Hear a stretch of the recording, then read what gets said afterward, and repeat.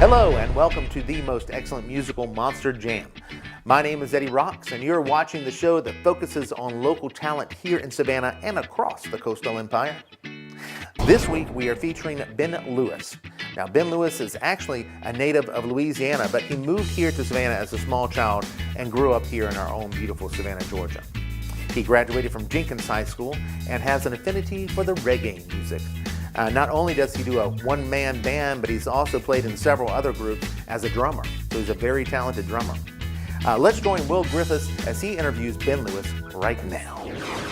My name is Will Griffiths, and this week's guest is Ben Lewis. How you doing, Ben? Hey, Will, I'm doing good. I understand you're from Louisiana. What part of Louisiana are you from? Houma, Louisiana, which is, believe it or not, southwest of New Orleans, about 45 minutes. Yeah, and how'd you end up here? We moved here when I was about 6 or 7. My dad got a better job, and so we moved the family out to Savannah, Georgia. Yeah, and so what do you do now?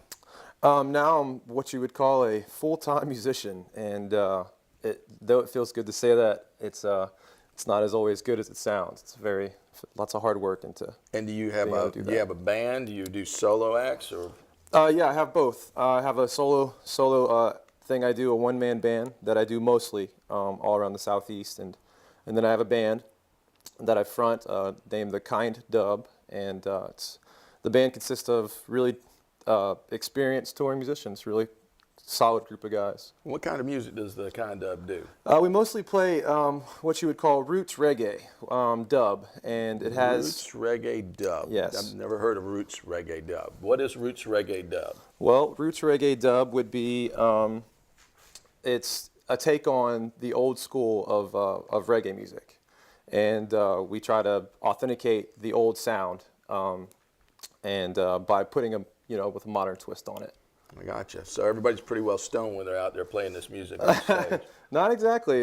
This particular band is. I'm happy that these guys are backing me. I mean, these guys are some quality guys. So who are the members in the Kind Dub, and what kind of instrumentation do you have going on there? Okay. The members are, well, right now it's a 6-piece, possible sometimes 7 if I can get it all together. But the members are my drummer Dan Fatelli, my bass player Jesse Bertolf, my keyboard player and backup vocalist Cyril Durant, and my sometimes lead guitar player, Savannah's own Benjamin Kaiser, really good guitar player in the scene, and the guy on, pretty much I call him the handyman, the tool man, my man Kana Keem. He's also the producer of the band of my projects, and he plays ukulele, he plays keyboards, he plays acoustic guitar, he'll play bass, he'll play electric if I need him to. He's ready to go. And then I have a saxophone player by the name of Richard Johnson. Okay. And that's the lineup of the Kind Dub. Well, I've also heard that you're almost like a one-man band. What do you mean when you say that you're a one-man band? So how's the show go when you're a one-man band? Well, one-man band show goes pretty much where it's kind of like I'm doing everything in a sense. I have pretty much a minute and a half of time before a song to where I set up the whole song, whether it be by beatboxing or by picking up a bass or picking up a guitar or playing drums on a drum pad. And I have a loop station where I can put it all in, and it all keeps it all in time, giving that I'm in time. And it gives me the ability to basically take out the drum track or take out the bass track or take out the guitar track and then add layers to where by the time I get it all together, it sounds like a whole band. I gotcha. Okay. So like you're on stage and you go from one instrument to the other and then you just melt it all together, huh? Essentially live producing in a sense, yes. All right. That sounds interesting. Name some of the other musicians that you've played with and that you've toured with. Well, I've been very fortunate to share the stage with so many talented musicians. One being Pacifier, Savannah's own, Zach Deputy, Lotus, Trevor Hall, a good friend of mine, another Savannah native called Tubby Love, a really talented singer-songwriter. Wow. Some other bands. John Brown's Body, who's a really good, amazing reggae band. Giant Panda Gorilla Dub Squad, who else? I've been very blessed, very fortunate to be in this scene and be in a spot where bands come down through this area. And you know, we had a chance, my band Domino Effect had a chance to open up for a lot of these bands. And, you know, very fortunate for all of that. Where do you usually play at? What venues? Being that I'm a solo artist, you know, you can put me in any corner or you can put me on a stage. There's not a spot I haven't played in Savannah. I don't think. You know, everywhere on River Street you can play. I've played all the venues in Savannah: City Market, Wild Wings, Barrel House, Molly McGuire's, all the Tybee venues, and then a lot of southeastern venues. A lot of Bluffton areas, Dispensary, the Cigar Bar. To Hilton Head, Tiki Hut, Big Bamboo, where I frequently weekly play out there a lot, and just anywhere you could possibly play. So are you staying busy doing this right now? Oh yeah, yeah. I stay busy. I have, you know, anywhere from 15 to 27 gigs a month, and you know, and you do in the Southeast. How far do you tour down to? Well, I'll take it. This past week I was down in Valdosta, and then had something in Tallahassee. So, you know, and then I'll try to arrange or route another show maybe in Jack's Beach and come up through Brunswick. And you were supposed to have a gig in New Orleans that got canceled, which is the reason that we get to have you for this interview today. Right, yes. I was supposed to be in New Orleans for a couple of days playing some shows down there, but it didn't go through, so we are here. Okay, well, we're glad to have you here. Yes. Tell me, where do you do recordings at? Do you have any recordings out? Do you have any recordings that these people can find you? Where can they find you? Oh yeah, my website is www.benlewisdub.com, and you can go there and check out live videos, and you can stream 3 of the songs that I have out that you can check out, and I'm currently working on getting everything together for me to go to North California and record the full record, and that's going to hopefully be in late January, early February, around shows that my band, the Kind Dub, are going to have down in New Orleans and stuff like that for Mardi Gras. So, what's the name of the recording studio there?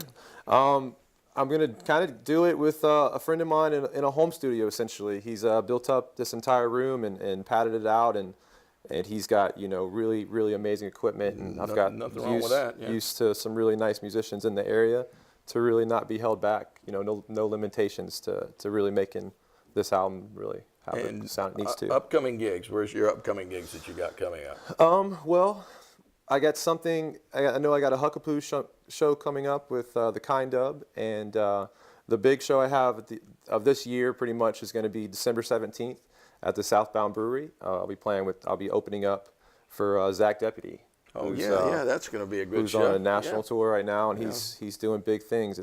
He's an incredible, amazing musician. How did you land that gig?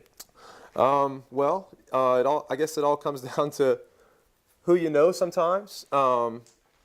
They were looking to get Zach Deputy at the Southbound Brewery, and I've been working with the Southbound Brewery for about maybe 3 years or so, doing shows over there. And my name was in a hat, my name was in their ear, and they thought it'd be a great fit to have a night with my band opening up, and you know, I didn't hesitate at all to get that opportunity. No, that's going to be a good gig for you. Yeah, we're looking forward to hearing you. Definitely. Yeah. Besides being a big fan of our show, what are some of the other things that you like about the music scene in Savannah, and what people do you like to listen to? Oh wow, the Savannah music scene, it's so vast. It's got so many different players and so many different little networks you can go and kind of explore. Some of my favorite bands, and they're friends of mine. Wood and Steel is definitely one of my favorite bands in the scene. The Ben Kaiser Band, wow, I mean, you want to see aggressive blues and music that you wouldn't think to be pulled off in front of you. You can see with those guys. Lynn Avenue, you know, really solid female-led country group in town. You got your legends in the scene. You got, you know, Eric Culberson. You got Greg Williams. You got Eric Moore. You've got, you know, so many unique places to play as well. You know, good venues in town. Barrel House South. You know, the Jinx, City Market. You got some places to play on Tybee. You got Huckapoo's. You got North Beach Grill. You got Social Club. You got, you know, all these neat little places that you can really kind of, you know, grow as a musician here in Savannah, you know, and you can find your place to fit in. So since you've been watching our show, have you known a lot of the people that have been on the show, or were we able to introduce you to some new musicians? Well, being that I've been a musician in this town for so long, I've known, pretty much all of them. Okay. Yeah, definitely. And fans of all of them. I always appreciate a musician that's kind of experienced the same thing I have, and lived in the same scene in the same time. That's songwriters, we're writing essentially about the same thing, just a different perspective. So, Good. I always appreciate, a Savannah songwriter. When you sure. write a song, how do you write a song? Because we always ask this because we like to know how people come up with the thoughts for their songwriting process. What is yours? My songwriting process, very, very simple. It's about a strong melody, and I want to have that. Once I find a strong melody, singing, I want to repeat that, and I want to essentially break it down to where it's repeatable, and essentially in 3 minutes, by the time you're done, the last chorus comes on. You know the words to it. That being said, those words that I write down, sometimes they're, conscious guidance kind of words. Sometimes they're love songs. And it turns out, my early writing days, 20 to 25, all the songs that I was writing for what I thought was this big mass group of people. Yeah. I was just writing for myself, So a lot of it's just subconscious thought that's based on like uplifting and picking someone up. And 9 times out of 10, I'm talking to myself, or I'm talking to a friend of mine, and it's about this experience that he's explaining, and I'm listening. As a songwriter, I feel it's your job to be observant and to listen. Sometimes it's not you that makes the best lyrics happen. Sometimes it's your friend or somebody you. So does the lyric come to you first, or does do you have like a riff that comes to you first, or? Usually the lyrics. Usually I'll take, I'll read some lyrics or something clever, and it'll just pop up in an instant, and then I'll take that and I'll elaborate on that melody. Typically I'll find a progression after that, a chord progression, and just work on it. I'll set up my iPhone and get a voice memo and record the chorus that I have written, and 4 minutes later, I'll have the chord progression over and over again, so I can sing a melody or work on a guitar riff and kind of just put the song together. I'm really kind of quick with it. I don't like to waste time with it. When I have an idea, I like to keep that theme and really write on it. So. And what made you want to play music? Oh man, well, I love it. I absolutely love it. I love the connection that it has, the gaps that it bridges, worldwide. I feel like music is the ultimate language that we can speak to everyone. Without knowing a language, we can know the same song.